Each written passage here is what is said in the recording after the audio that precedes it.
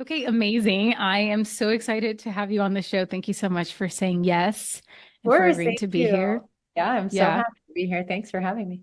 This is so special for listeners. Monica Levinson, who was one of the producers of Wander Darkly, was on the show not that long ago and had some wonderful things to say about her experiences, some of her producing challenges. One of the best moments that she had as a producer in making the impossible possible. So if you haven't listened to that episode, check it out. But it's an honor to have you on the show. We have so many women in common and in our lives that orbit us. And Wander Darkly, the film that you wrote and directed, was actually I don't know if this is something to be proud of, was actually like my first movie date with my now husband, Oh which my is God. not a first date movie, I will say. Oh man, I just like solidified you. Like you guys are like now Like we're you're imprinted in my life in ways that you don't wait, where understand. did you see it with him? Just at home because it was came out during the pandemic, and so I know Carolina Costa. We're working together. She's a dear friend who shot Wander Darkly, and so I followed all, the press and obviously was there in 2020. I had a film at Sundance also premiering. So anyway, we were in tandem. And so when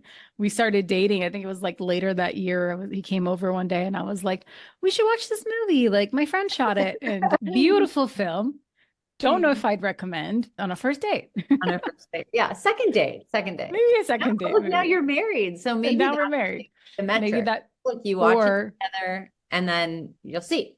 Like you'll so that's know the secret right sauce for those wondering. Meet your partner off. online during a pandemic and then watch Tara's movie. Well, I have to tell you the most wild thing, we released it during the pandemic, but thank goodness we had a premiere at Sundance and two different screenings, these crazy things happened. So one screening, this woman came up to me and said, I'm so sorry. Could I please take a picture with you?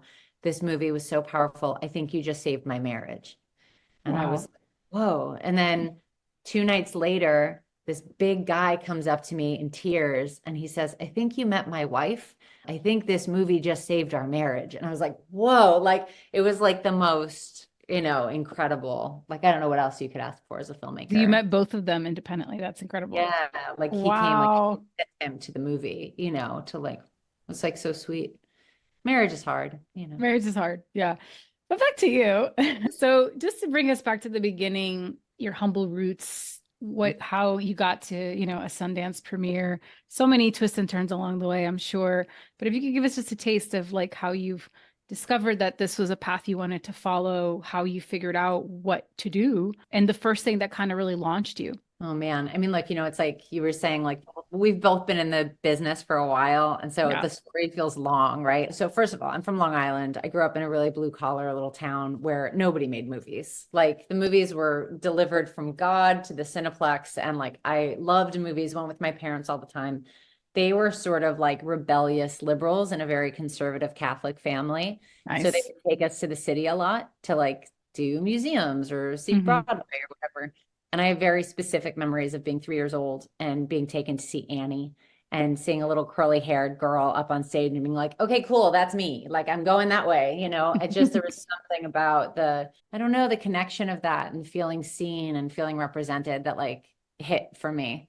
So I did theater for a long time. We moved from New York to Thousand Oaks, California when I was 11. And I found a group of, little misfits up there. Again, it's like kind of a conservative, like white, safe town. And I got involved in this group called the Young Artists Ensemble and was acting and then was assistant directing. That was my first job ever. So I was the assistant director to the little kid shows when I was like 14 years old. And Wow. I think there is something to the fact that like a lot of the directors in that space were women because it was children's theater. So it never really occurred to me that being like a woman director was a weird thing at all. And then I went to college for acting. I went to Santa Barbara, UCSB, and got into a Bachelor of Fine Arts program there. And like fall semester, you had to audition to get in. It was very exclusive. It was like this whole thing. And then a whole big bunch of us that were like studying Meisner when they were teaching Stanislavski got kicked out. And I was like devastated, like so beyond devastated. I was like gutted. I was like, I'm not even good enough to learn. I mean, I was like, I never want to feel this. If this is the rejection that you have to handle as an actor, I don't like it.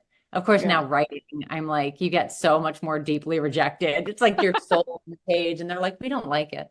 But so anyway, so I was pretty down. I was feeling really lost. And a friend of mine dragged me to the student film screening that they had. And it was like a bunch of 8mm work prints in this tiny little theater. and there was a lot of pot smoke and some like live guitar playing. You could see the splice tape like on the, like going through the projector. And it literally just like hit me like a ton of bricks. It was just like, oh my God, I could do that. And I'd been directing in theater a little bit, but I just didn't like the remove from like the connection to the audience. Like I felt like I wasn't in control enough, like Mm. little maniac that I am. And so I marched down to the film office on like Monday morning and I was like, I want to make a movie. And they were like, but you should be a film major. And I was like, okay. So I started, I double majored with film and theater. And then I like fought really hard to get one of the 4 movies that you were like, that they made every year. It was a real theory-based, history-based department. And I got one of those movies. And then that went to Slamdance in 2000. Like my first student film ever went to Slamdance. And I just remember, in 2000 being like, eye on the prize. I was like, I'm getting to Sundance. And, I think like anybody, it was a lot of twists and turns. And when I was premiering Wander Darkly in 2020, I joked that it took me 20 years to get from the Treasure Mountain Inn down the hill to the Egyptian. And it really did. It was like, I was writing to get to directing. I sold a couple of things. Nobody was hiring me to direct. The first strike happened. I couldn't sell anything. I was pregnant. I was losing my coverage. I was about to go join the Peace Corps. And then I got a letter from a friend of a friend that was, and I mean, literally, like I broke up with my agent, left my manager, broke up with my writing partner. Like I was actually like You were done. But this. how were you sustaining yourself? You were getting paid enough as a writer to kind of keep things going, but were you still doing odd jobs and whatever you could So do I would to say like stay afloat? yeah. So like I had interned for my senior year after I made that, when I was making that short film, I interned for Jodie Foster's company, which was amazing and rooted me through like a couple of rough years because I was like, there's something good out there. I worked as an assistant, like on and off for the first like 3 or 4 years. And then in between that, I was making another short film. I did a couple of corporate gigs. I got a job working at a children's theater, which is how I met Lynette Howell Taylor, who ended up Yes. producing Darkly. Who has also been on the podcast and is lovely. Oh, yeah, yeah. I Yes. love her. And, I'm so grateful that she and I were finally able to work together because we've been trying to do it for a long time and Yeah. can't wait to do it again. And then what else? Like God, I tutored rich kids in Bel Air on the SAT and would like drive home screaming because I was like this blue collar kid who like never had SAT help and like, like aced the SAT when I took the job application and then was teaching these kids who like, they're fine, but like teaching them how to cheat the SAT and get into better schools than I went to. I mean, it was just like a whole mind thing, Mind like fuck. Yeah. in my Sunday or whatever. Like, so yeah, so it was very scrappy. At one point, my friend Lee Eisenberg, who's, a big showrunner and producer in his own right, he got me onto the $25,000 pyramid. And I earned $10,000 on a Sony Vaio computer. That kept me going like another year. Wow. Like I was really scrappy for like Yeah. 20s. It was really scrappy. I did a lot of things. I AD'd, I script souped, I worked on music videos. I mean, like I would do like anything. And it was really partly to try to not have a full-time job so that I could write and so that I could be trying to sell things. In retrospect, who knows if that was the best, plan. My poor parents were like, What happened? I mean, it's so hard to know because you're just piecing it together. And like if you're I'm similar to you, very blue collar, came out here, blazed my own path, had no connections, didn't even understand truly the like that I could go work at a desk, and it didn't mean I was going to be forced to be an agent, that there were other pathways and I could have like gotten to a producing path from a different angle that maybe was a little more sustainable. But I think that the resilience and the grit that I have developed to sustain myself because of how I came up in the business and having to self-sustain and do all the odd jobs because I was like, I'm going to make it, damn it. I'm going to be one of the lucky ones. I refuse to go back home. I refuse to ask my parents for money, and I would do anything that was legal to make that happen, for most of it. And so I took a lot of pride in that. And I take a lot of pride in that looking back, that like everything that when people look me up and are impressed by me, which is very nice, like everything you see, like I really elbowed my way into those opportunities and I really carved that for myself. And if I was able to do it, someone else can do it as well. And I think that's a great and valuable narrative to others. So yeah, and I think especially, thinking about this from the producerial lens, like I always think about who can convert, right? Like who can get something down the field far enough where it actually gets made, actually gets produced, actually gets into a festival, actually gets seen. And it takes just the amount of stick-to-itiveness and grit and determination and like not quitting and going about it a different way and a different way and a different way and a different way. It's just like, you know, a friend of mine was like, God, you're like a dog with a bone. And I was like, don't say it like it's a bad thing. Like like Yeah, it's that resilience is real, but I think as well for a creative, it's important to hear because there is this, I think, romanticism of like, oh, you're just sitting in a room and Mhm. writing and magic just happens and then you sell a thing and then wow, all of a sudden you blink and here you are getting to direct movies that premiere at Sundance and big time TV shows. And the reality is that there's so much unseen and that's fine. Nobody needs to like relive your journey. Like maybe once VR is advanced enough, we can kind of be teleported into your whole journey in a matter of seconds. But until then, that's part of why I do this show is to really dig into the realities of like the real, you know what I mean, of how you got to be where you are and be the yeah. impressive lady that you are. But and by the way, so you know, before I joined the Peace Corps and I got this letter from a friend of a friend that like basically launched me into making a micro independent movie before I had my baby. So I was 7 months pregnant shooting my first feature Wow. and then had the baby like a day after we wrapped. It was a lot. It Oh was, my God. it was a little bit. And then was posting with the baby, you know, through that first year. It wasn't as if like all of a sudden that movie launched me and I suddenly was like, oh, thank God, now we have health insurance and now I'm working and now whatever. What that movie did was it got a few festivals, it got a small distribution deal, and then it got me 3 Lifetime movies back to back. And those didn't pay very much. You know, they were like co-pros. So we were still nickel and diming. And then we're going broke paying the nanny while I was making these movies now with 2 babies, 3 movies later. And so like there was a whole journey, like that was the next 10 years was like, you know, next 5 years was trying to figure out, okay, now I'm a feature filmmaker, but I'm still not making money. And Right. it was really a combination of like, Me Too, Time's Up, opening doors, me writing my way out and writing Wander Darkly and refusing to do any more Lifetime movies because I just felt like I had hit my limit on what I could accomplish there. And then also like I made Meet a Muslim, which is this viral video that was Yes, in just for 2016. me. Yeah, in 2016. And so it was like this sort of strange combination of elements that like kicked me over the edge. And I was doing all the diversity programs. So all of a sudden I was like shooting Hawaii 5 and like had Lizzie Moss attached to a movie and like had a viral video that like Obama's press secretary was sharing like all in one day. Like it all happened at once. And then I had like all these, you know, it was such a disparate career because I'd been trying to put so many irons in the fire for so long. And I find that that's still sort of what like boggles people, I think, a little bit about where I'm at. Like, I think Virginia Madsen, who I've worked with, once said, like, if you're applauding someone's great choices, they've been financed by somebody else.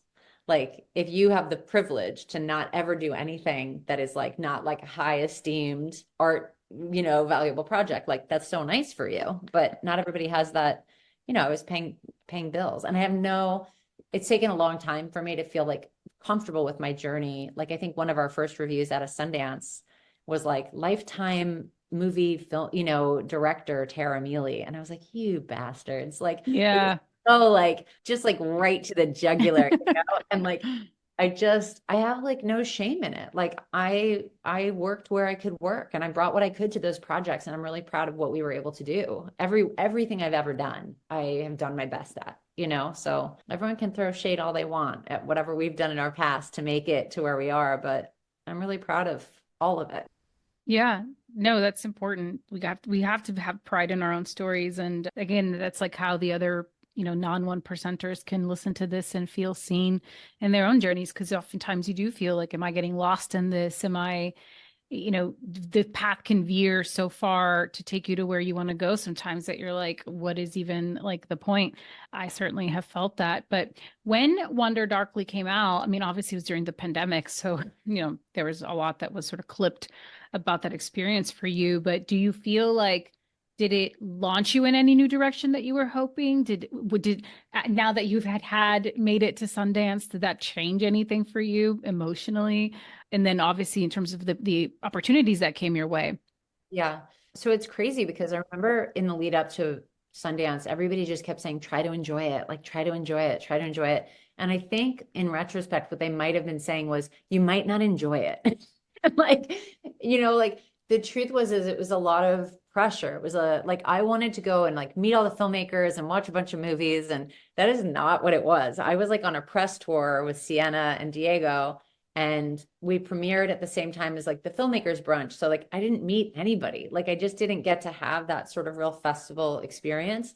At the same time, there was magic to it. Like, of course, like the audience response and like feeling that was magic, but it was very stressful to get like my first movie reviewed for the whole world and to feel vulnerable. And it was such a personal story. So I had to really like do a lot of work after that to like recenter myself and be like, you know, a lot of Brene Brown and like, I'm only going to listen to people who are in the ring. And like, if you're not the gladiator in the ring, like you don't get an opinion in my brain, you know, like I had to like figure out how to distance myself from reviews.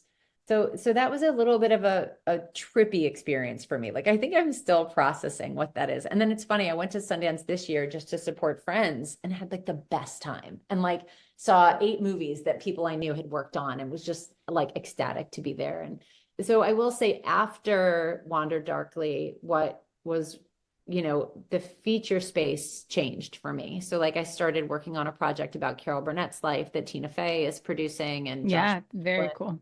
Rogers, which is super cool.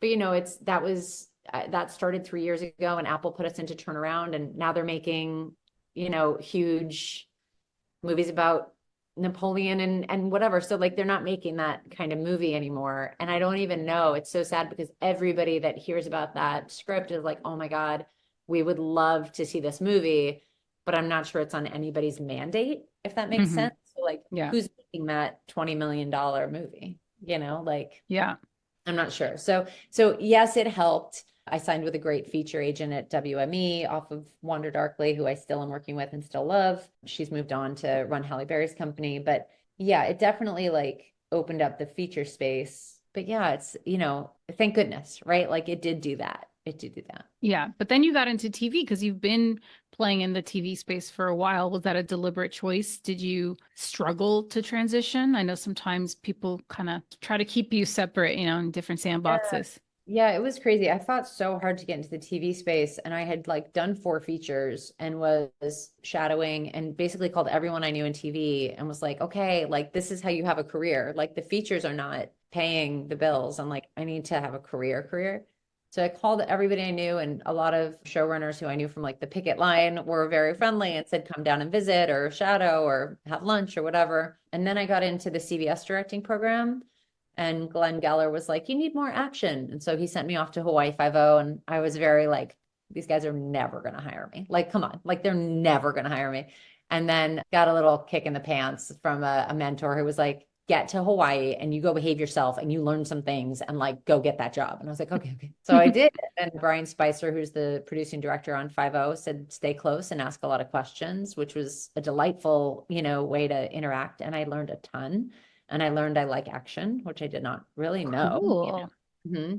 It's so fun to blow things up. It's like dance or something, you know, like I find the physicality of it really exciting. And that kind of started my TV career at the same time, right? So like I was doing that and then tried to step away from TV to do Wander Darkly. And it was sort of like that thing where I'm like, oh, I can't take any jobs because Wander Darkly is about to go. And then it's like, you're waiting and waiting. And then I'm like, I always do that. Like I did it with Carol. It's like, I can't work this year. The Carol movie's going to go. And everyone's like, well, let's just take some jobs and see.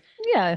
I feel quite lucky. I love doing episodic. It did take me a minute to like convince anybody that I could do like the higher elevated streaming, even though I had the Sundance movie and I had the broadcast experience. Like it was really Sean Hayter who was on Little America as a showrunner and was supposed to direct the finale. And then she like texted me and said, I'm exhausted from the Oscars. And do you think you would want to come and direct my episode? And I was like, I will take Sean's sloppy seconds any day. So and that was Lessons in Chemistry? That was Little America. Oh, that was actually Little America. Okay. So she brought me in on Little America, and then Lee Eisenberg, who I've known for a really long time, was also show running that. And so we had a really amazing working relationship on that. And then he brought me on for Lessons in Chemistry. So yeah. So it's funny though, because you always think it's going to be, I don't know, like your agent or that movie you made. And like Sean said to me, she goes, you know, you had interviewed me for the Alliance of Women Directors and you were so smart. And she goes, that's why I thought of you. And I was like, what? That's so random. Like she and I had known each other a while, but then she goes, and then I had to go watch your movie and make sure you were good. And thank goodness you were good. But it's a really wild how it's not always what you think that pushes Yeah. you over the line, you Right. know? Or where people are thinking of you, the impressions that you make on people that maybe was a moment that you forgot and like really stuck with them. Right. Which is why we always talk about on the show, like you get your next job on the job you're on, but more importantly, like you get to choose what kind of human you want to be in this business. And you get to choose based on that choice, the vibration you're going to put out and the kind of people you're going to attract into your orbit, and then the kind of journey you're going to have based on that decision. And I think, everybody can make that decision for themselves, but because it's so hard and it's such a long game and it's full of ups and downs, like making the choice to be a good person and to have integrity and have boundaries. I know something you talk about a lot, like that is, in my opinion, the most worthwhile of paths, because you cannot control the outcome of any of this stuff. You can really only control the journey and who you're going on that journey with. And we hear often and time again that it's like people get hired across the board for every job because, yes, it's presumed you're good at the thing. That's almost like a given at this point, right? But then people want to be around you. People like you. They're impressed by you. They want to learn from you. They see that you're smart. Like all of these things matter. And so when you are presenting yourself, it's so important at every step, but especially when you're in the beginning of your career, like you'll never know who's going to call you out of the blue 10 years later and be like, you may not remember me, but we were PAs together on this thing. And I'm now head of a studio. You know what I mean? Like it's just crazy. So being kind and just being intentional. And again, we all have our bad days, but I think that's ultimately all you have, right? Yeah. All Yeah. you can leave an imprint on people. So it's important that people focus on that. And you can only really be that if you are constantly checking in with yourself and paying attention to your mental health, paying attention to how you're feeling your own well. Because Yeah. if you're depleted, you are going to become a cynical asshole. I'm sorry. Like you just are. It's Yeah. human nature. You have to fill your sails with the wind to keep you going, because not many people will do it for you, you know? It's so real. And it's so funny. I just think we don't talk about this enough. Yeah. About like We just do on this show. I'm good. obsessed with Oh, talking I about love it. it. Just the general kindness, being Yeah. kind to yourself, being kind to the people around you. Like, and I do think the industry has changed, right? Like, it's not like as many people are yelling and screaming and throwing things as they once were. But man, like, But the just grief is, I feel, worse than it's ever been, because we're in the middle of, in the past 4 years, we've gone through a pandemic, a bunch of strikes, we're in a market contraction. People we love are losing their jobs, are losing their homes. Projects that are exciting and should absolutely be getting made with rock stars are like, oh, we don't know. Like I know. there's a grief, it's like, and it's like, well, if Tina Fey and Tara Miele can't do it, like we're all fucked. Like, I'm sorry, there's no hope for any of us.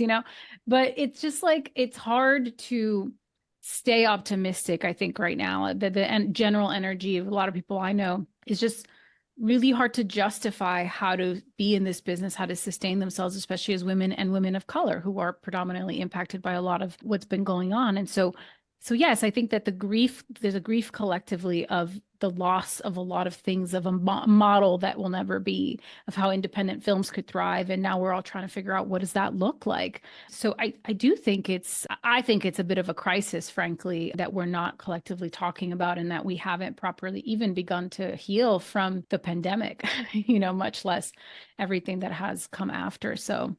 Yeah, I couldn't agree more. I mean, So yeah, but just back to you, so some of the challenges that you've experienced, I'd love for you to talk about that, whether it's when you were first coming up, or what tips what has worked for you in terms of tools to navigate some of these ups and downs, because there's such a low success rate here sometimes, that it's like, I've heard so many times that it's the people that you look to and 20 years have passed and they're still here somehow, are the ones that's like the resilience and the tenacity to just keep showing up regardless. But it's hard. It's hard to do that when the rejection, all of the things we were just talking about. So how have you found that sustainability for yourself? gosh, it's such a good question. I mean, I think it's so like multi-layered in some ways, because one of the things is the people you surround yourself with. My husband is an incredible support for me. He's definitely my biggest cheerleader, and I could be like sobbing in a ball on the closet floor, like, I give up, I give up. And he'd be like, it'll be okay, it'll be okay. Like, he just has like zero questions in his mind that like I am the best thing since sliced bread and it is all like meant to be for me. And that's just, I don't know how you do it without some version of that. Like, I don't know how you do it with a partner who's like, doesn't support your writing time or doesn't, like want to be a part of a roller coaster ride and believe that the lows are inevitably going to lead to highs. I would also say I feel very lucky to have had supportive groups of filmmakers around me like all the time. So, and I've sought that out. So for a long time, it was mostly women with film fatales. And I have a specific memory of like 10 years ago, maybe now, there were 35 of us in my living room and nobody could get arrested. And people could work as writers and some people were making indies, but like nobody was really, really working. And I look back at this photo now where we're all sharing that, right? And I remember thinking, okay, well, these women are incredible. So it's not me, right? Like if they can't get real work, then it's not just me. And I look back at that photo now and it's Sean Hayter, Lulu Wang, Bert and Bertie, Maggie Kiley, Rai Russo Young. Like it's like this incredible Sarah Dana Smith, like these incredible women who are now doing pilots and studio features and Marvel and whatever. And we were all there for each other, right? And so to me, that's crucial. And then actually, I will say, I mentioned that during Sundance, I didn't have a chance to meet all the filmmakers. And that was the thing I really wanted.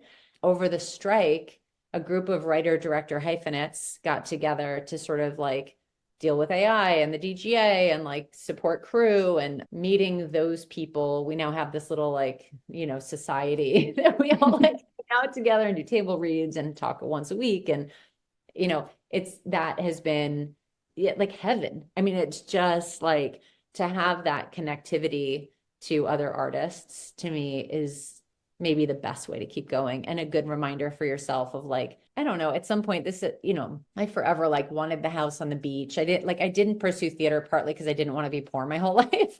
I wanted like a stable career. I loved studio movies growing up. Like I wanted to do that. Yeah. And now I think early on I did say, I just want like a teacher's salary. I just want to be able to survive and be an artist. And there is something about, I just want an artful life.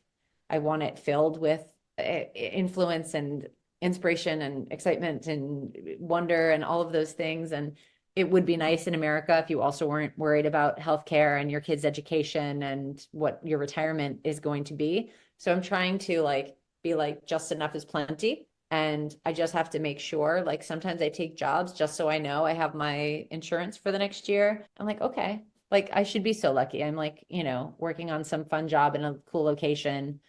Might not be like the best thing I've ever worked on, but like, great, Yeah. So The fact that you even have that option, right, is like a privilege. Like you were saying, to even have that to jump in. Yeah.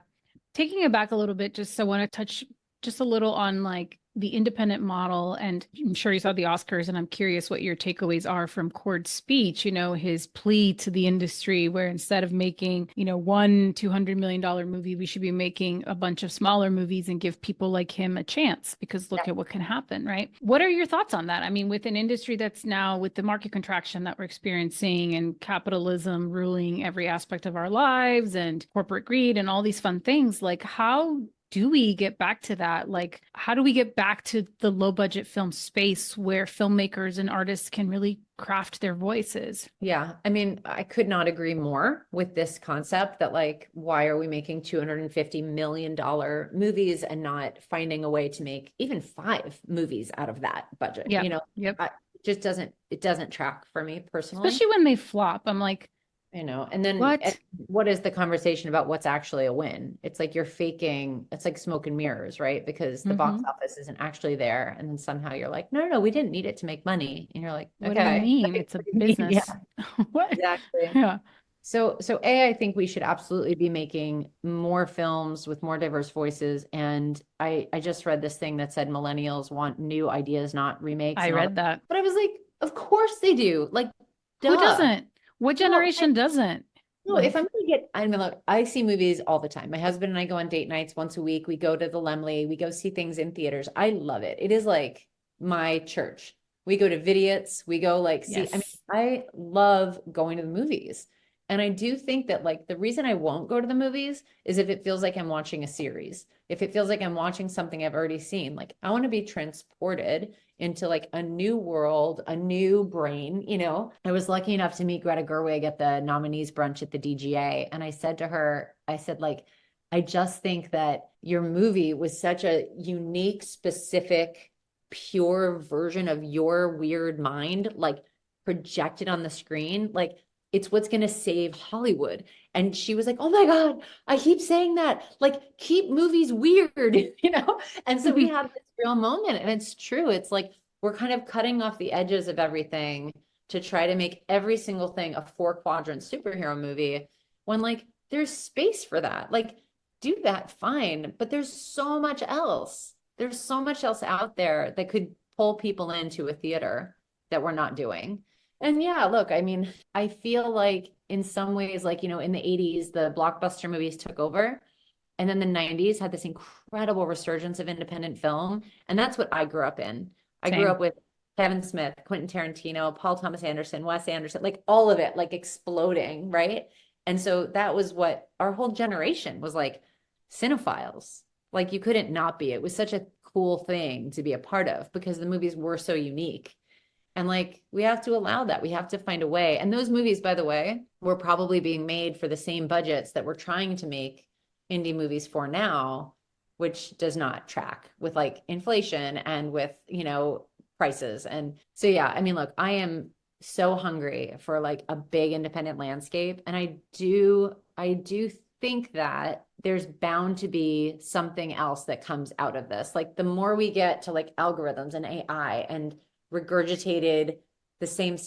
That's all AI is. It's like regurgitated information. People are going to be seeking uniqueness and specificity and solitary voices. Yeah, So, and I think the data is already there. I think it's just the course correcting of these massive ships takes a long time, but that's where the indie and the thrifty and the sort of like dinghies can kind of come and make a mark, right, and move much more quickly. But we've already seen numbers that, you know, a lot of the top rated, most watched things on Netflix are reruns of old shows that Netflix hasn't even made. For example, with this article about the Gen Zers, it's like my question is, could the TikTok generation be the ones that resuscitate independent film because they're hungry for this content, you know, in a really cool way? Maybe they're not going to consume it in the way that we did and going to theater with their friends on a Friday night and picking which movie to watch. Maybe there's a different version of that that's still communal viewing, but in a way that we can't quite see it. And then I also read this great op-ed with the New York Times talking about, you know, how we have been an industry of resilience since the very beginning. We've had to reinvent ourselves every single time. And yeah. when a lot of these filmmakers you mentioned were given the opportunity to bubble up, it came at the heels of studios being like, well, we don't know what to do. We're going to give these amateur filmmakers some money to like give them a shot. And then that became the model for so many years. We know Spielberg launched in this way, George Lucas launched in this way. These were not big franchise tentpole things. These were just filmmakers with really fresh original ideas and strong points of views in what they were saying that really resonated with audiences. Why? Because they had a very strong perspective on the world and Right. very specific. And we know that specificity is what gives you that broadness that everyone's after. So what I don't get, what drives me crazy is that we know this, we have the data to support this. And yet for such a smart industry, I sometimes don't get what the top executives and studio heads like, why they forget this, why there's like this amnesia about So what has historically worked, you know? yeah, I mean, I just think it's so fear-based, right? And it's being run as if it's widgets Yeah. instead of Yeah. as if it's, you know, humanizing connective story tissue, which is what you're really wanting out of this. They're trying to make the Kleenex they made last week that made money and But that's just, not what audiences want. That's the thing, right. though. That's not what actually makes money. And that, again, the data proves that if you keep making the same thing over and over because Get Out worked once, people are not going to, eventually they get smart. They're not going to keep turning up for that. So what is the next thing? So it's, It's as scary as it is exciting. I think in my best days, I'm like, yeah. okay, let's storm the castle. Let's create something cool, you know?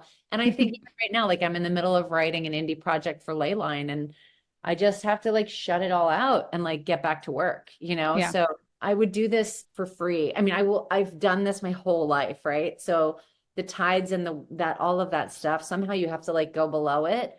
and like keep swimming, right? It's hard. It's It's brutal. hard, but you're still pedaling. I'm still pedaling. We're still here, and that's That's what right. matters, Yeah.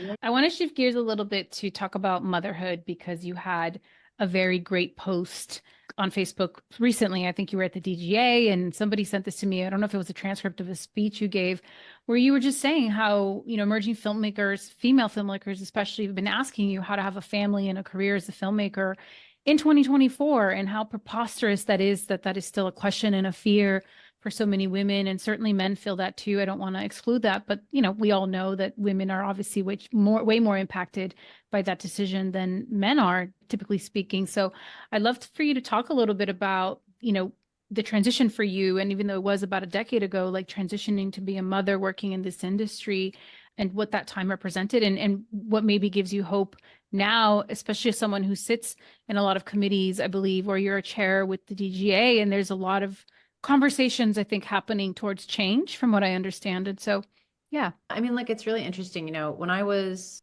pregnant shooting my first movie, right? And so like there's not ever really been a total delineation for me. And my husband was shooting it. So like, and I probably couldn't have done it if he wasn't there shooting with me in some ways. And the actors were sharing bathrooms with this pregnant lady. And, so in some ways, I want to say it's been like two roads, because that was like this really nurturing, wonderful, holistic space where I could like just be who I was. I was on a birthing ball at Monitor, and it was like very out in the open. And then on my second like Lifetime movie I was so nervous that the producers were going to try to fire me that I hid my pregnancy.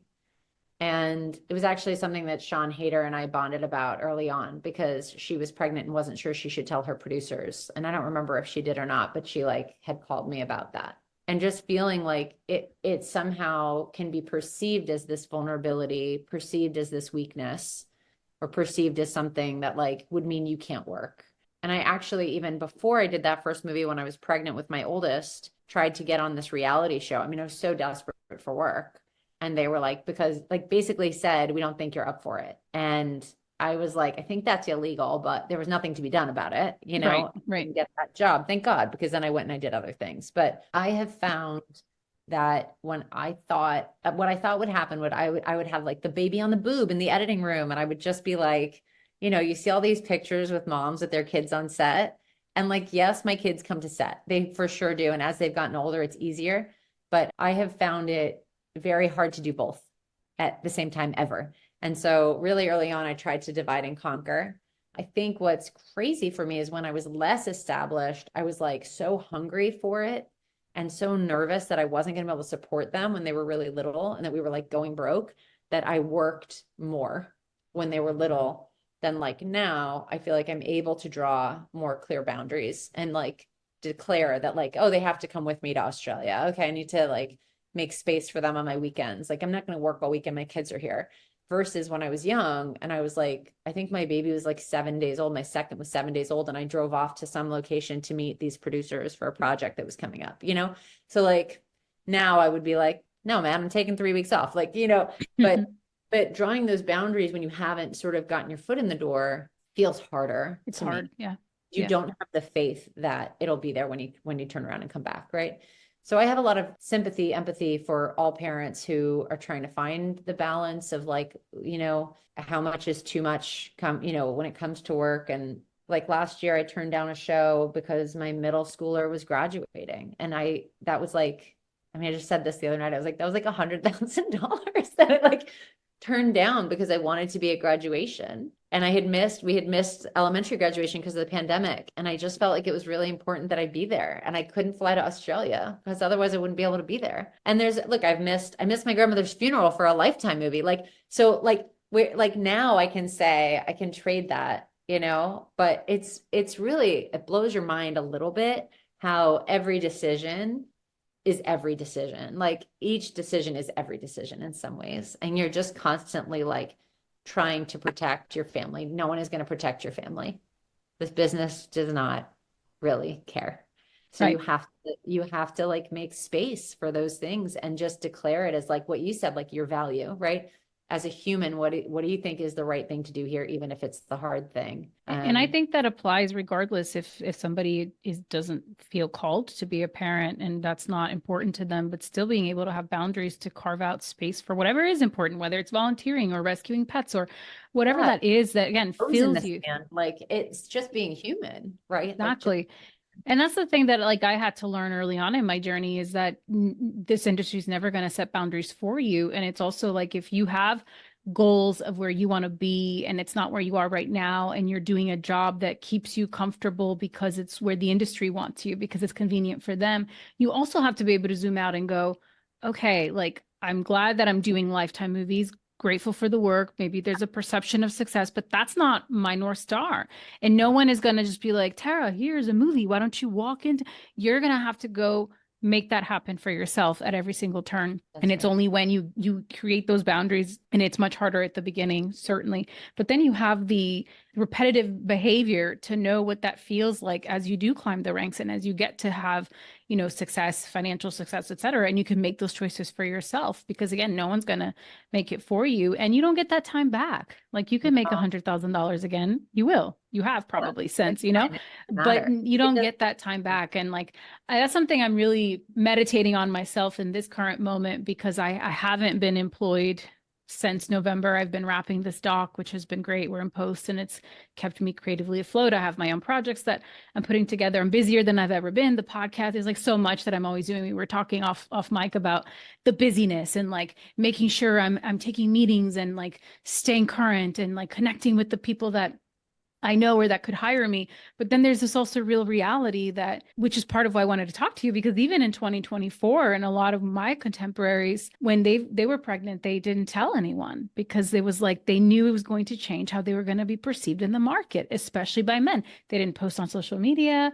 In fact, they just all of a sudden have a 1-year-old, you know what I mean? Like they just didn't do any of it. And that's okay. No one's saying you need to post about your personal business on social media, but in private conversations with them, hearing their decisions and the fear base still around something that, if it's something you want, is something that is a huge milestone. It's incredible. You're creating life. But even for me, with as woke as I am and as many conversations as I've done and as amazing women I have in my community and a supportive husband, I still struggle with this concept, you know, and feeling empowered by this incredible life transition that I'm in versus being like constantly in this like, oh my gosh, like how am I going to adjust to this and still navigate the demands of what is required of me to be successful in this competitive landscape, you know? It's so sad though. I have to say, like, being a mother has made me a better person, a better leader, a better boss, a better filmmaker, a better artist, a better writer.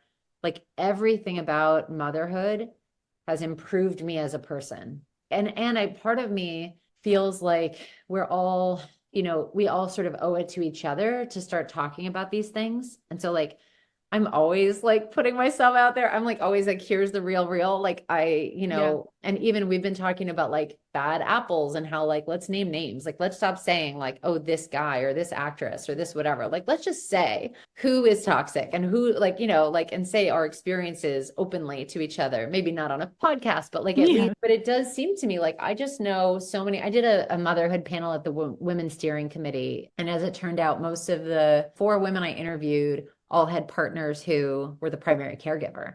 And I thought that was really interesting. It was like, how do you be the primary caregiver and have a full-time career? But that's not totally realistic, right? Like you wouldn't ask a banker, like, oh, are you also the primary caregiver? Like, well, not if you work 40 hours a week or 50 hours a week, like somebody else has to step into that, right? And so, I will say like, my husband as a DP and a camera operator, we've had to take turns doing jobs. And it was actually just last year, he was on Lincoln Lawyer and I was on Lessons, and we had like an overlapping 3 weeks. And our kids are old. Our kids are 10 and 14. And we had so many nannies. Like I was like, oh my God, I'm so bougie. I've got like the morning nanny to get them to school because you're both shooting. So like, you don't know if your call is going to be 5 a.m. or 5 p.m. And like, we just needed coverage. Like, so we had all these people helping out, and we just joked about it when we were young. It was like, we're just hemorrhaging money to the childcare, just like hemorrhaging money. But I do think for women, there's two things I want to say. Oftentimes when women have a baby and they start paying for childcare, they'll say, well, it's not worth it for me to go back to work because then I'm paying, it's like my whole paycheck goes to the childcare.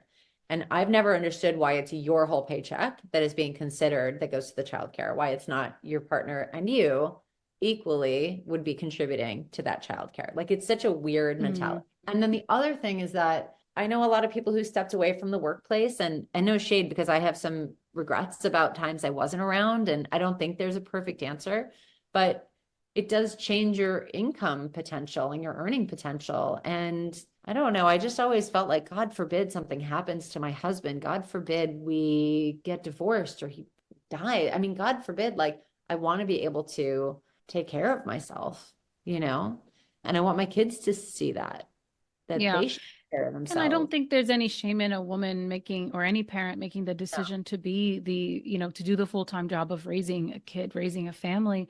But I'm the result of a mother who gave everything to me and my brothers, and we were her full-time job until we all left home. And then she was like, what do I do next? And for a variety of reasons, she was never able to really, because we moved from Brazil to America. So her English was never quite good and or good enough for her standards, but she could have, gotten Right. through it. And so she was always very blocked. And I think it's interesting now that she's in her 60s and is reflecting on her life and the decisions that she makes. And it's this interesting dichotomy to look at her as the human that she is, who happened to also have been my mother and raised me, and her reflect on her choices. Not that she regrets it, but she does say, I wish I had something that was just mine, where I don't have to depend on your father. I don't have to depend now on my children.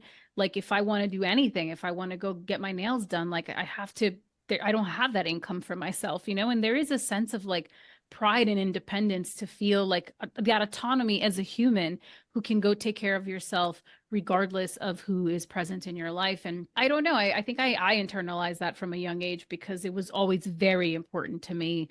I think seeing the struggles that my parents went through, especially financially, very, very blue collar, on top of that, immigrants, and like came from nothing, to make sure that I like maintained my financial independence and that I carved something for myself that never had to be at the mercy of a man Yeah. or a partner, or leaning on my family for support that I knew they couldn't give me. It wasn't even really an option. So again, that for me, that DNA has forced me and propelled me to be this very gritty person, to sustain myself in a very challenging, expensive place.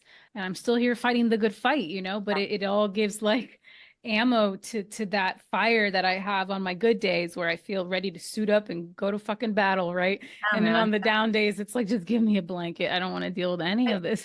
But also there's something about that like scrappiness and that struggle. Like my dad was laid off a whole bunch of times when I was in high school, and my mom was going to college to try to be a writer and then became a professor. But like they were so young when they had us. And I feel like something about that like vague instability and scrappiness fed my willingness to like, I'm not like a dentist. Do you know what I mean? Like I don't have like a 9 to 5 where it's like all guaranteed and I know my annual salary. Like I feel comfortable in the discomfort of, okay, what's next? Okay, what's next? Okay, what's next? How do we, The like unknown. Yeah. shuffle in that hustle. So I think you have that. And like, I kind of think in this business, you have to be just, I mean, as a mom, as a dad, as somebody raising a family, you have to be a little like comfortable looking at the edge, And also I will say like fiscally for me, what I really learned from the pandemic was you really have to have, as soon as you can start doing this, have months of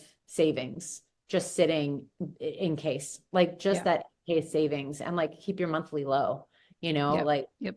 Leslie Linka Glatter said, like, never buy a new house, just stay in the house you're in. It's like, like if you're lucky enough to have a house, but that idea of like, don't get the huge expensive cars, don't, Yeah. like live lean. Financial empowerment is a whole other topic because a lot of people don't know how to budget, not just in our industry, but across America, just Yeah. like don't have a savings, don't really. And I get that's really hard when you're starting out and you don't make a ton of money, but for me, that was, again, always very important. So for most of my career, I survived on like $30,000 a year at a time when that was actually possible in LA. Let's be honest. Like, it was Yeah. actually somewhat doable. It wasn't the best life, but it was a doable life, and it allowed me to still put a little tiny bit away so that now when I made 50, it's like, okay, I know how to live on 30. I can Yeah. give myself a 5K buffer, but the rest of that, savings. Because again, the reality of being a person who went broke or was in debt to be out here for me was never something I could swallow because of where I had come from and the pride that I have always felt in being able to say, I came out here and I did this not on my own. People have helped me all along the way. Of course, nobody does it on them by themselves, but that moral compass for me was always like, that was something that was very important. And regardless of what happens, I think I can always look back and know that I have been able to sustain that for myself my entire career, regardless of any partner or any mentor or any agent or any producer or any accolade, right? And that is, I think, again, when you peel back all of the stuff on a human level, I take a lot of pride in that. And again, it's to remind people listening that that is possible when you feel like you're backed up against the wall financially. There is a way through it. So yeah, but okay, enough about this. I'm just all over the place. Sometimes these become just like Carolina therapy sessions. We have so much to get through, I know, Carolina. and there's so much, and it's like we only have an hour, which is why I even have a podcast, because I talk too much. But I wanted to talk a little bit about, from your perspective as a writer director, what makes a good producer? What's a hallmark of an exceptional producer, and how you've navigated finding those partners for your projects? Yeah, so I think there's a few things. The first thing I'll say, having had a really wonderful call with a producer I love today, somebody who is really passionate about your vision and believes in it and believes in you. That is like the first thing, right? Like having a producer who's like, whatever, it's very difficult, I think, to like keep your own excitement up if you don't have a partner next to you who's also like, this is amazing. This is amazing. I'm excited about this. And then that begets ideas for them, and they're contributing, and they're, working hard for it because they also share your excitement for whatever you're doing. The second thing is, I have sort of noticed that like there's two kinds of producers, like producers who get their power from saying no and producers who get their power from saying yes. My favorite thing is to work with a producer who, if they say no, as a creative, that means they have run every like map on it in their heads, and that it is in this world physically not possible. And probably even when they say no, there's some other version of, I can't give you that, but how about if would this work, or could this work, or could this work? Like, it's just not like, some producers really like to just say, no, we don't have that money. No, we can't do that thing. We don't get that location. You can't have that time. And I find that to be, I hate that with everybody. Like, I hate that with a DP. I hate it with an AD. I hate it with everybody. Like, what I want to hear is, I can't give you that, but what I could give you is, right? Like, that's what I want to hear. Like, okay, well, what other ideas do we have? Don't just like shut it down, So those are the things. And then I really like a producer who treats the crew well. That's really important to me. My husband's local 600. I spent a lot of the strike working to raise money for crew healthcare. And it's just very important to me, maybe because I come from a blue collar background, but that the people we're working with are taken care of. They work really hard, and it's their whole lives, the long hours. It's not an easy life to be part of a traveling circus, and we need those people, those brilliant humans, to keep the collaboration going. I came up as a line producer and on sets, and that is very, very important to me as well, because the health of the whole ecosystem, starts at the top, and you have to like bring that care, again, that intentionality. Who are you going to be? Like, what kind of human are you going to be in this space? Right. Like, you get to choose, and so choose wisely, right? Yeah, I think the other thing I love too about a good producer, I talked about like that willingness to like live on the edge.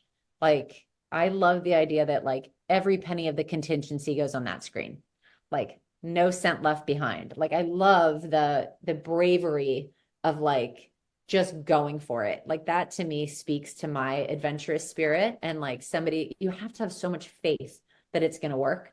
And so somebody who is very nervous all the time that it's all going to fall apart, or that you're going to go over the budget, or like the nervousness, kind of that like the piglet kind of vibe, like doesn't work for me as much as, like a good Winnie the Pooh, and I can be Tigger, you can like come along, No Eeyores or Yeah, piglets. no That'd be great. Eeyores, no piglets. That's like, but you do, I've heard that before. Like you show up as an episodic director and it's all Eeyores and piglets and you're Tigger and you have to like bring everybody up, which that's That's totally great. fine. But as your key partner, you want someone who is also kind of like just has that, Fuels you, yeah, because you're gonna have your days where you're the Eeyore because you're just over it. Like we talked about, you need that person who's gonna be like, "We got this, come on," or give you grace and space to feel those feelings. But tomorrow, you get back on and you keep fighting the good fight.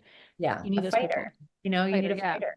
Yeah. Yeah, but building that trust is so important. And I always talk about, especially, I mean, on the film side, or especially the indie film side, right? Like that relationship is so special and it can take a long time to find like your right person because it is a creative marriage and you're often on these journeys for years, especially if you're coming on early in development and working on the script and putting it together with the director. Has there ever been like things for you that are like clear red flags from people you've been on the phone with and you're like, oh, they said this. Yeah. That's not an alignment for me. Yeah, for sure. I think, early on I worked, and I'll say one positive thing too. So I'll say like the red flags and then one thing that I thought was a total green flag. There were some interviews early on where, a company would introduce me to a producer and the meeting would be like a series of hero narratives of times that like they had saved the day. And I just felt like, oh, that's like a total red flag for me. Like if you're talking about how everybody around you fucks up, but you're the one who like solves all the crises. Like for me in a leadership position, I take all the blame and give all the credit. And I really feel like that is a much more gracious, graceful, positive way to lead. And I don't want to hear a producer being like, oh my God, and then this guy messed up and this guy messed up. So I had to, and then they fill in the blank of like whatever miracle they worked. And I'm like, I just don't like it. The opposite of that to me is like the responsibility gene. And I do remember when I first met Lynette Hal Taylor, my dear friend, and who produced Wonder Darkly, I was script souping on her first short film that she produced. And we were on set and I had shot stuff before, but this was her first thing. And she came from theater. And one of the actors had the hat with a logo on it. And so she goes, like, he had to have the hat. He had to wear the hat in the scene. He couldn't not wear the hat. And so she goes, okay, give me 10 minutes. And she like vanished and like 2 seconds later showed up with like a logoless hat and we shot the thing. And I was like, oh, that is a producer. Like the responsibility gene where there was like no drama, no debate, no whose fault is this, no anything except fix it. Got it. And to me, I was like, that's the best producer. And I still to this day see that in Lynette, that she has the responsibility gene. She doesn't get wrapped up in the drama of who's to blame or what the nonsense is or what the bullshit is. She just moves the ball down the field, like she's just like, there's get it done. And I remember at one point we lost a big actor on a project we were working on and she goes, take an hour, be upset, and then let's get back to work. And I was like, an hour? Like, what are you, a machine? She's so like, but she was right. You don't get wrapped up in the drama. Yeah, I think that's important, especially when you're dealing with those high stakes, staying cool and calm and collected. My husband is my rock, my anchor. He is the opposite of my Scorpio-ness, all over the place-ness. He's the guy that's also when I'm in the closet crying. He's like, but you're amazing. Like, it's all going to You're work out. amazing. And he's also a producer, but he works on talk shows, but he's like the calmest person ever. And I'm like, I just wish I could be you, but I want your brain. But the way that he approaches his work and the way that he approaches problems is such a good example and reminder to me because our world is it's a lot more frenetic than his world in a lot of ways. But that is really important, is to find a way. And I think it takes a lot of emotional maturity as well to find that calm, to find that centeredness, and to trust that for every problem, except for death, truly, or if someone's injured, there's a solution and you have time to find it. But sometimes that time is really constrained, which is why I think people get into that piglet mode of like, oh my God, I have to solve this crisis in 10 minutes, but staying calm through that, which is where, again, like mental health, meditation, therapy, yoga, whatever it is that keeps you grounded in yourself are the tools that you lean on in those moments that make someone like you take notice, so that you're talking about them on a podcast, so that you're working with them time and time again. So people ask, like, what are the traits and what do I need to do? It's like, you're going to learn all the hard skills, but the soft skills, that's the stuff that you can't really teach. And you have to, again, make a really deliberate choice to be that and live that, and others will see that, and the right people will gravitate towards you and be like, give me that. So I almost take for granted the hard skills, I think, at this point. yeah. Do you know what I mean? Like there's a lot of really amazing, talented producers, DPs, ADs. It's really about like, how are we engaging, right? Like, how are we taking care of each other? How are we navigating our differences? Yeah, Yeah. absolutely. Yeah, it's really important. And I think it's not talked about as often, but I think that we hopefully are drilling this in for people, for the listeners, just wherever Yeah. you are in your journey. But also, by the way, like I just want to say, it makes it sound like I'm never ruffled or like I Eeyore all the time. I piglet my little Oh, heart you're a out. human with Oh my multi God, like I dimensions. You're am not such like just a hot sunshine. mess. Yeah, like I just want to Yes, put that out there. obviously. I think sometimes I feel like I've heard, filmmakers talk and they're like, every moment on this show is a delight. And I'm like, oh No, God, you're doing something wrong because yeah, you have to have a point of view. And again, hard. you're what makes filmmaking, what makes what we do so hard is that you have hundreds of humans who are emotional beings coming together to do something that is inherently creative, who all feel different things at different times because they're having a life outside of this 12 hours you're spending together, and they're bringing that to the job. It can be really hard to differentiate. And if your gaffer is kind of being a dick to you, and maybe he's not like that every day, maybe instead of being like, well, he's a dick and I'm going to be a dick, maybe pull him aside and go, hey, Bob, like, Are I you noticed you're not okay? really being yourself today. Are you okay? Is there anything I can get you to kind of Yeah. help? That could go a long way. You just never know what people are going through. And again, you can just be like, oh, they're just being a dick and just go about your business. But who do you want to be? And when you're in that position, do you want people to come to you and be like, wow, like, notice that Tara's like not acting like maybe, or whatever. I think that again, bringing back the humanity into what we do, I think we just have forgotten a little bit about that. And I was really hopeful that on the other side of the pandemic, we would have been sort of like reminded and not to be kumbaya, because it is Yeah. hard, it's competitive. There are, annoying people that you have to deal with. Not everyone is like lovely. But again, just if we all collectively make the choice to be the best version of ourselves, which means different things at different days, then that's all we can ask for, Yeah. And like So, maybe not to be a dying optimist, but I've been listening to like Krista Tippett on Being a lot this week, and like maybe there's like a long game that we haven't seen all of the results of the pandemic quite yet. Like yeah, maybe we're I still believe learning it. and growing from what that is. And I believe it. I mean, we're always learning and growing. That should never stop, right? Well, I'm so bummed that it's been over an hour and I still have so much more I want to talk to you about. But I want to thank you so much for coming on the show. It's such a just a little lightning in a bottle moment in time, just a little bit about your journey and sharing a lot of your wisdom with the listeners. It's a two-way conversation. Otherwise, it's just me talking and, maybe people want that. I don't know. But this was a thank you. great conversation. Thank you so much. It was really Of nice. course. Thank you. So I want to take us out with this lightning round. And so we'll just jump right in. These are 5 fun questions to take us out. So, what's a song that teleports you to a happy place? Oh God. I'll say Sunny by Bobby Hebb. What is the latest piece of art that moved you? It can be a book, show, a film, anything. I saw the Basquiat exhibit that was downtown a few months ago. I've been doing the artist's way. And so it was one of my little artist dates to go down there all by Nice. myself. And what I loved about it was that I got to like do it at my own speed. And I went so slow and I went through every little bit of it. And it was really rich and playful and delightful. And yeah, I really enjoyed that. Fill in the blank. When I'm overworked, blank helps ease the stress. Dancing. I Okay. do a lot of like dancing in my office. Sometimes it involves Missy Elliott. Sometimes it's Nice. Sia, I just blast music and my kids are like, could you turn it down?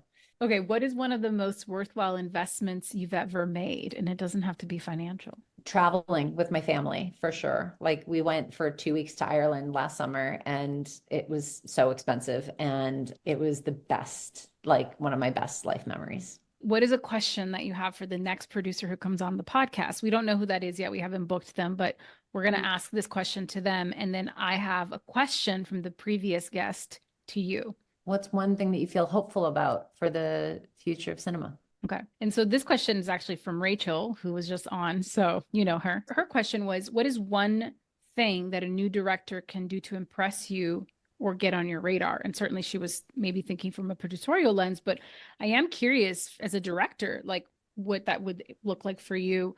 And similarly, what is something that someone who is unproven in their career can do to get traction or momentum? She had two questions. She cheated. Okay, so a new director, and What they can do to impress you. Yeah. I think I did this with the producing directors on like 5.0 and when I was shadowing, which was I asked really smart questions.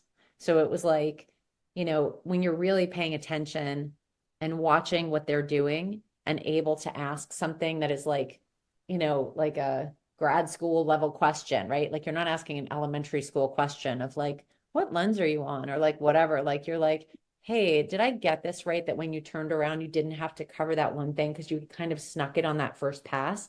They're like, yeah. And like they appreciate that you're appreciating what they did. And you know what I mean? Like there's kind of a level of like work your A game while you're learning. Like Mm, the thing that I would say about if you're really new and unproven and trying to impress people. So I do these mentee calls every Friday morning for like a half an hour in the car after drop off at school. And oftentimes people will say to me, hey, will you talk to this student or this graduate or this like, young filmmaker? They're really curious to hear about your journey. I'll always say, I only have a half hour. So they should do research. They should like find a podcast that I've done and hear about my journey and then come to me with like really specific questions about their journey and their career. And I can give them advice about that. But like, do your research, like know who you're talking to. I had somebody have this call with me, a USC student, and she was like, so I noticed that you this, and I saw when you did, and her questions were like so specific about every single thing I'd done. She'd watched everything. And I was like, I got her an internship. I was like, oh my God, you're the best. Like you came like locked and loaded. Like you're going to be a good assistant to somebody. You're yeah. the real. So don't come and be like, hey, so like, how did you get your start? like, you know what I mean? Like, which is probably what I would have done at 18 or 20, but like, do your research. Yeah, exactly. Especially nowadays when there's so much out there. There are some people that are not as exposed, sure, but most people, if you do talks and you're out there like you are, they are. So like make sure you Find what you know can, find whatever you can, watch whatever you can. exactly. It's so important. I harp on this all the time. It's like be intentional about who you want to get to know and what questions you have for them. And if you're going to cold email or cold anything, like if you come out generally, like you're just going to be ignored because nobody has time for that. Everyone is busy living full lives, trying to find boundaries. We just spent an hour talking about it. So like, how can you be additive to that? And someone can walk away going, wow, like this person really, not blowing smoke up anyone's butt, but like you really took the time to like, again, ask smart questions. And if you can start to develop that muscle Yeah. early in your career, it's the same as asking the questions you were talking about to that, producing director on set. It's the same Yeah. thing. Yeah. But this has been so lovely. Thank you so much for taking the time. I really appreciate it. Absolutely. It was really a pleasure.